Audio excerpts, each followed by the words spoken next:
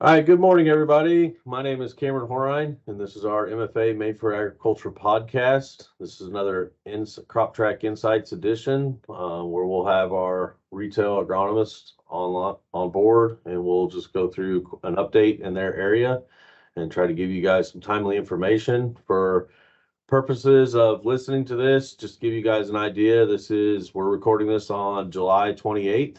So in case you're hearing anything, if you get a chance to listen to this a little bit later, give you kind of a time frame of what we're talking about. Last time we recorded was 2 weeks ago on the 14th. So it's been a couple weeks since we last recorded, and just kind of give you guys some ideas of what's going on in our area. And so I think this week we're going to start with our retail southeast group, and kind of work our way north this time. So Jesse, if you don't mind, give us an update what's going on down there in the Boot Heel area. Yeah, it's been a drier week this week. We kind of went where we had 2 or 3 weeks with rain on and off. Not a whole lot going on in general. Corn's finishing up. A lot of the beans are finishing up. No signs of southern rust or no hearings of southern rust, either out of Mississippi or Arkansas. So biggest thing is we do got some later corn in places. As long as we're getting Trapper Pro on it, at this point I really don't have a lot of worries. Seeing a little bit of frog eye show up in some soybeans.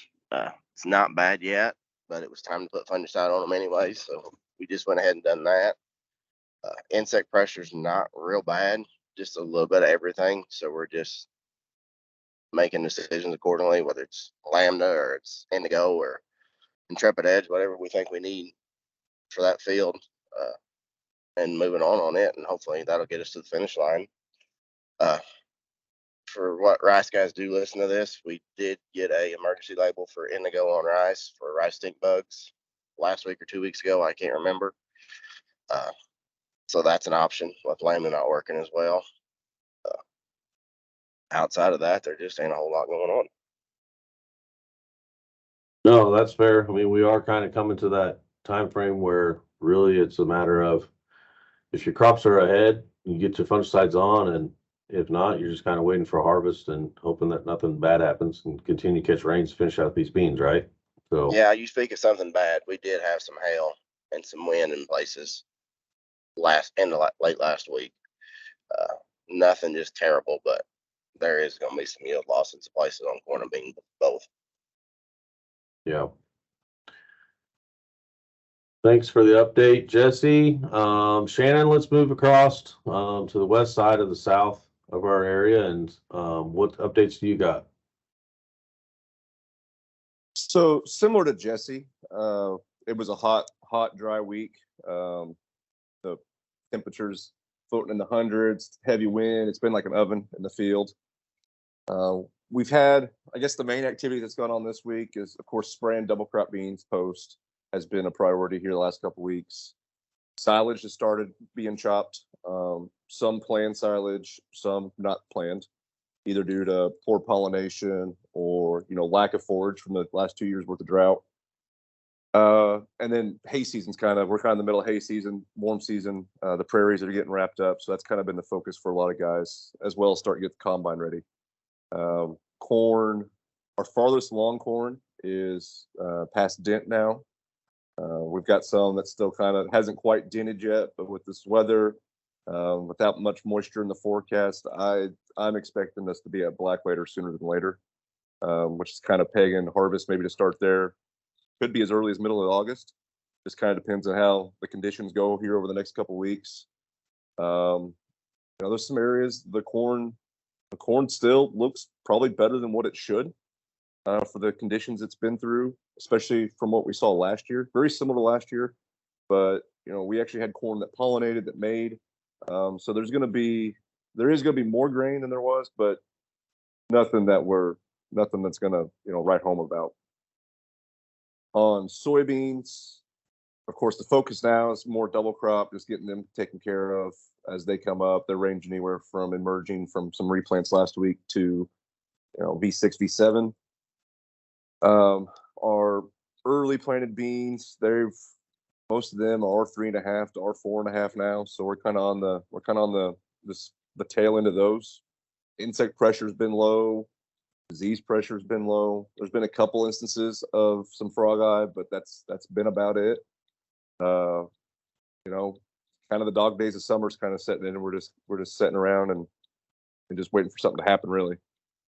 Yeah, you mentioned corn being chopped for silage. Would you say you're probably going to expect less planned silage chop, or sorry, would you say there's less silage that's going to be chopped just because corn was worse off and probably more planned because we've had 2 bad years, especially in your area of not very good forage?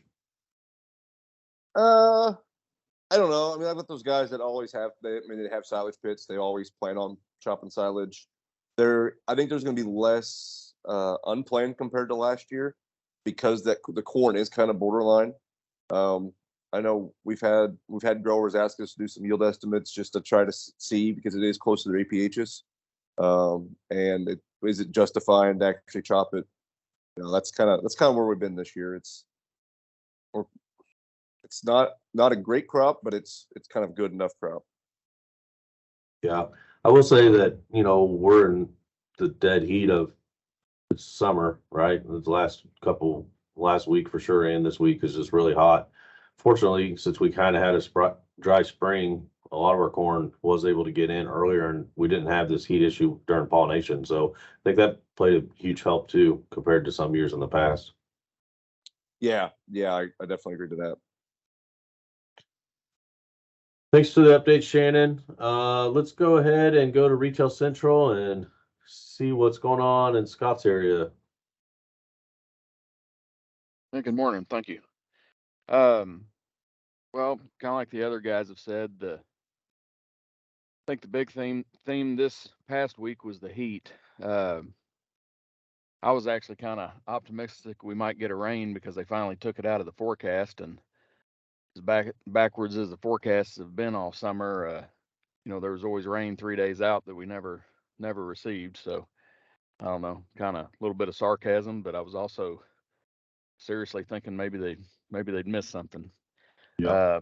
On the west side of the state, I guess that came true a little bit at the first of the week. They received upwards, of an inch out around Warwick area, I think around Higginsville area, kind of an unexpected 3/4 or better in some places.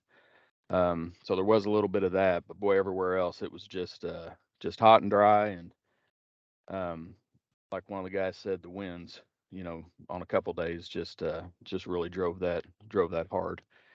The big thing, I always go on and on about how, not the big thing necessarily, but just one more thing on top of all that. I always go on and on about how overnight lows can really kind of save us during periods of heat and drought, and we didn't get that this week either. It was already 82, 83 at 4 and 5 in the morning a lot of times, and so it's been a tough week. There's no getting around it. As far as moving into the crops, the most of the corn we're looking at right now is between milk and dough stage. There's a little bit of dented corn showing up, but I think like Shannon said, with the temperatures, just the conditions, I think we're gonna race through some of these stages, and I think there'll be quite a bit of dented corn here before the next week or so. Even with the dry conditions, we're continuing to see some disease progression, particularly gray leaf spot, northern corn leaf blight. I was in a field yesterday that was about as heavy northern corn leaf blight as I can remember seeing. But it was also in an area that has received a little bit of rain, so I think that kind of fired that off again. There are some additional reports of tar spot. Not really the places that we found it. It does not seem to have progressed. As we would expect, as dry as it's been, but just hearing more fields that it's being found in. So that's kind of the report on it. Just the conditions across the whole region. I tried to broaden, I can only look at so much. My folks are essentially in the same fields every week. So that's a little bit limited. I really tried to reach out this week, and I know a lot of our key account managers and the guys involved in seed and all, those kind of things really get out this time of year and look at a lot of crop just all over the region. In talking to those guys, whether from just one end of the region to the other, uh, the consistent story was it just depends on where you're at. They can all tell stories of some unexpected, really good corn they've seen. They can tell stories of disasters. Um, Really putting a percentage on this it has been tough to try to figure out what we have, but it's going to be, it's going to be all over the board. It's going to be as scattered, quite frankly, as the rains we were watching. That's just kind of how it's fallen. Soybeans are right now running from basically R2 to R5. I would say vast majority are in that R3 to R4 range. Um, there is still some fungicide going out on beans. I would say it's easier to be optimistic about soybeans in a situation like this because we all know what the August rains can bring if we can get them there. So I do see more optimism with the soybeans, but we're still a lot of those decisions, fungicide wise, are still being made much as the corn was a few weeks back. It's very field by field, and looking at potential, and those decisions can range wildly, even just a couple miles apart, based on what folks have received. Yeah, we're as far as disease, we're not seeing a lot. I mean, we're seeing some Cercospora, and I get pictures of different diseases we're finding, but a lot of times those are one-offs. That's just kind of here and there. I did get a report of some beans continuing to die in some fields that were taken to the lab, and Phytophthora and Rhizoc were found. I guess I was a little surprised by the Phytophthora just because we didn't really feel like we had a lot of conditions for that. But if that isn't in fact the case, I'm a little concerned that in some of those fields, if we would get some additional rains, there could be some additional mortality. But aside from that, we're kind of like the other guy said, we're heading into the dog days, and kind of what we got. Awesome. Appreciate the update, Scott.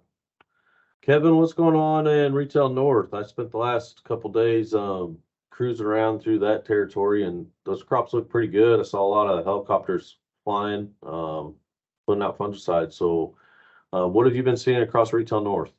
Yeah, so a lot of the crops do look good, but I've been covered a lot of area this week, and unfortunately there are also several areas that don't look so good, and it's spotty depending on where you go. If somebody just went down 36 highway on the east side of the state, things are looking pretty tough, but you go north of the highway and it's kind of in and out. So it's like kind of similar to what Scott was saying. It's all over the board, and it depends on where you go. But yeah, there are some pretty good pockets around that, kind of those areas where you saw that fungicide going on, and all that good stuff. But as far as updates, I kind of have a focus on diseases this week, just because we're seeing some more tar spot in some new counties, Decatur County, Iowa, and then Andrew County, Missouri. We found it in our crop track program. Also, similar to what Scott said, it doesn't seem to be very aggressive.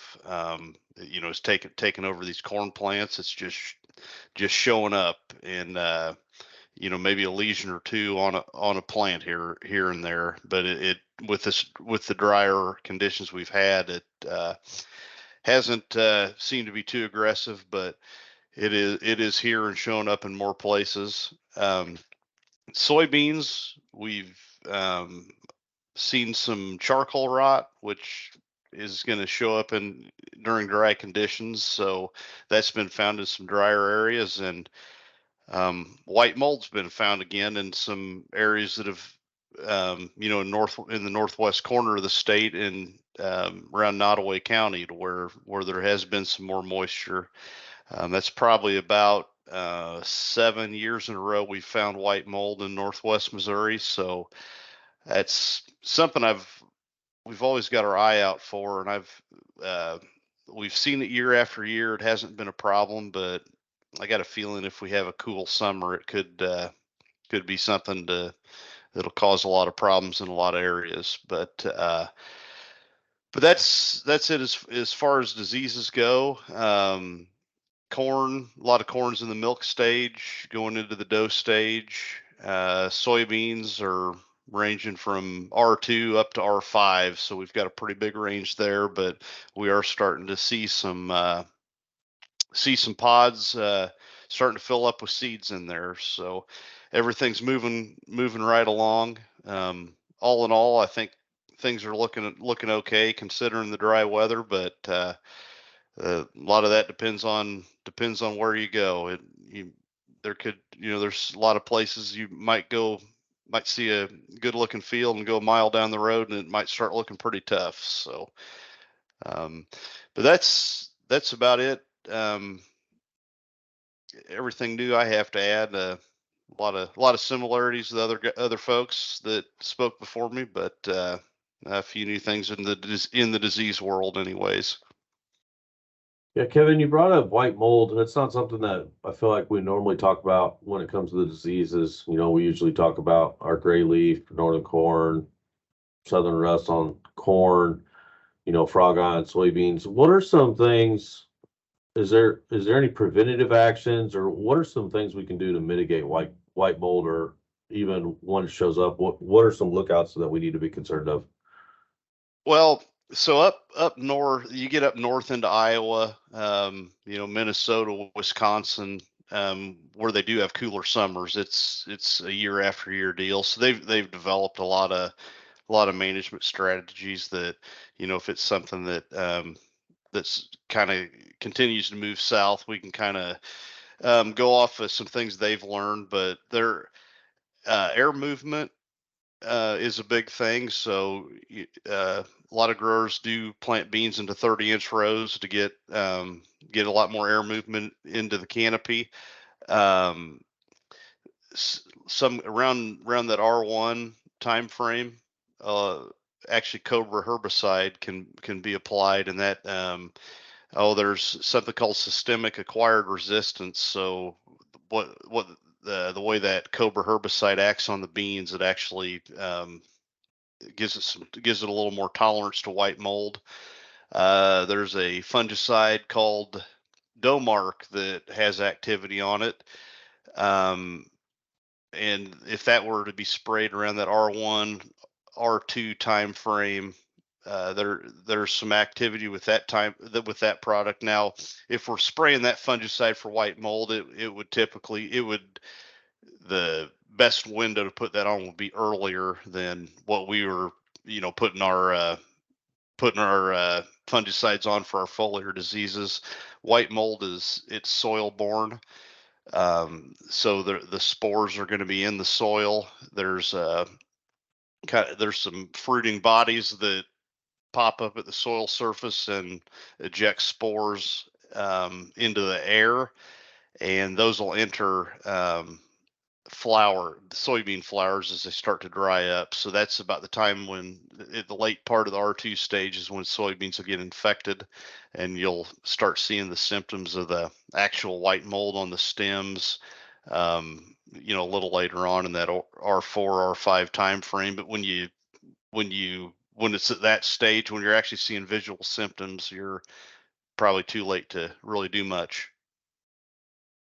Yeah, you hit exactly what I was hoping you'd touch on, Kevin, is white mold. Again, it's not one that we see in our whole trade territory, but in those areas where it's one of those that we have to be really proactive on, right? And so, because we talk about fungicides and being at the R2, R3 stage, we've talked about that on multiple podcasts and multiple trainings, but it's a R1 timeframe for a lot of those mitigation measures. So we have to be proactive and kind of say, hey, look, this is something that we could see coming in.